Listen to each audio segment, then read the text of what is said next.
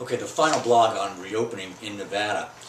There's a couple of other contingencies that are involved in the one statute, and I'm not sure I mentioned the statute itself. It's NRS 616C.380, and it has been amended a number of times over the past several decades. One thing I didn't point out, and I need to, in a regular reopening situation that is requested after a year, if in fact reopening is denied and upheld in litigation, an injured worker can't request reopening again for at least 12 months. So keep that in mind. It's one of the many very precise distinctions that are involved in NRS 616C.390.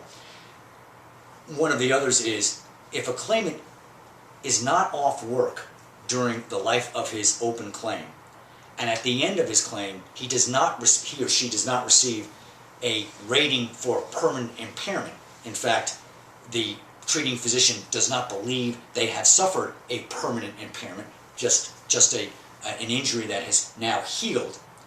In that case, reopening must be requested within a year, or else you never get reopening. So, if you have a small claim where you're not rated for impairment and you didn't lose any time from work, if you want more treatment, you have to ask for that within 12 months of claim closure. Also, keep in mind that if you reopen the claim, but before you had reopened, you either voluntarily retired or removed yourself from employment, you are not eligible upon reopening for either vocational rehabilitation benefits or for temporary total disability benefits.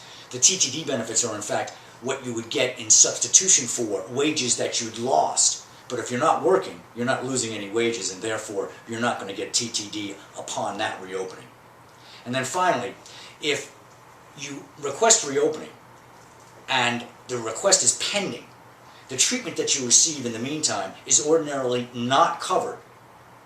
But if emergency treatment is rendered to you and ultimately the claim is reopened, that emergency treatment will be paid for by your workers' compensation insurer.